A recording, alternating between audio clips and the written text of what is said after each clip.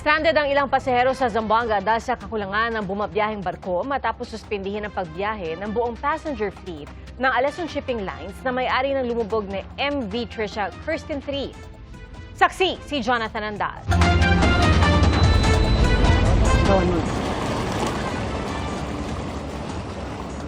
Pasado alas 6 ng gabi, pinasisid ng Philippine Coast Guard ang kanilang ROV o Remotely Operated Vehicle sa dagat malapit sa Balok-Balok Island kung saan pinaniniwala ang lumubog ang Roro na MV Trisha Kirsten 3. Narating nito ang seabed o pinakamalalim na parte ng dagat doon na abot sa 50 meters.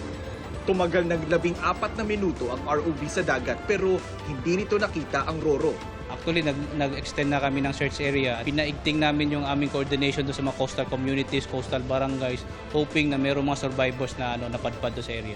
Isa sa nakikitang hamon ng diving team ang mga pating sa dagat ng Basilan. May mga balita lang na medyo marami daw shark. Hindi naman po infested pero may mga sightings po. Delikado po yun. Naka-standby naman ang Philippine Navy sakaling kailanganin ng kanilang tulong sa search and rescue. Sa pinakahuling tala ng PCG, 316 ang survivors, 18 ang patay, 10 ang nawawala na puro crew ng barko, kapitan nila at isang tauhan ng PCG. Pero hanggang kanina sa Zamboanga City Port, may mga naghahanap pang kaanak na mga pasaherong nawawala pa rin daw. 6 na school administrator din ng DepEd Sulu ang hindi pa umano makita. Kung sakali man na unfortunately they already perish, at least makita natin yung body, yung katawan, for the benefit of the families also. We're still hoping for miracle, sir. We're still hoping for miracle. So, nasa pa ho tayo na maaaring baka na-adrift sila, no? At napadpad sila sa mga isla natin. So, we're still hoping. Dumating na rin kanina ang investigating team ng PCG mula Maynila para alamin kung ano ba talaga ang nangyari at lumubog ang Roro. Sa pagdinig ng Senate Committee on Public Service kanina, tanong ng chairman ng komite na si Senador Raffy Tulfo, sino ba dapat ang nag-i-inspeksyon dito? Ito po yung chiefmate. After ng kapitan, siya po yung susunod. Meron pong stowage plan na tinatawag. Ang stowage plan po, kung alam niya kung anong mga kargamento o cargos na kakarga sa kanya, mapasasakyan o kargamento, alam niya po rin yung bigat niyan. Kung lumitaw na hindi para balanse yung pagkalagay, yung masakyan, din dapat yung checker noon managot. Kung kinakal makulong dahil sa pagiging pabaya. Sakaling mapatunayang nagkaroon ng kapabayaan, pwede nilang sampahan ng kasong kriminal ang may-ari at crew ng barko. Naungkat din sa pagdinig kung bakit nakakapaglayag pa ang mga barko ng Alison Shipping Lines, ang kumpanyang nagmamay-ari ng lumubog na MV Trisha Kirsten 3.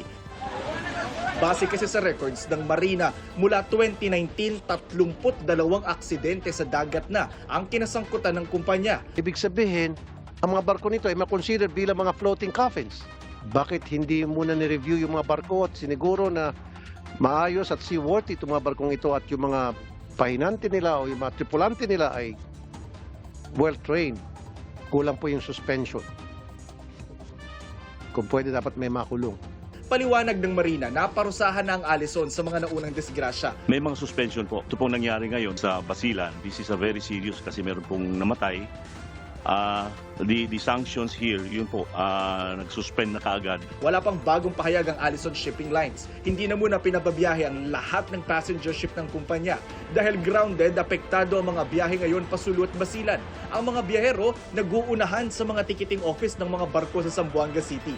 Ang mga bata at matatanda nakasalampak na sa sahig sa tagal ng hintayan sa ticket. Ewan ko na lang, saan kami nito? Papunta, wala din kami saan magpunta. Sakto lang yung pera namin pamasahe. Kahapon pa kami dito. Kailangan talaga umuwi.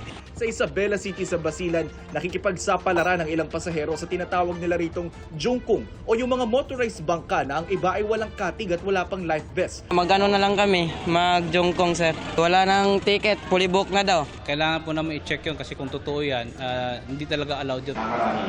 Tama po yan. Nagpaalala rin ng Marina na hindi pwedeng basta magtaas ng pamasahe ang mga shipping line. May requirements po ang batas, hindi po basta-basta na nag-i-increase po ng pamasahe ang ating mga operators. Para sa GMA Integrated News, ako po si Jonathan Andal, ang inyong saksi.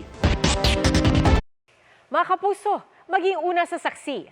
Mag-subscribe sa GMA Integrated News sa YouTube para sa iba't ibang balita.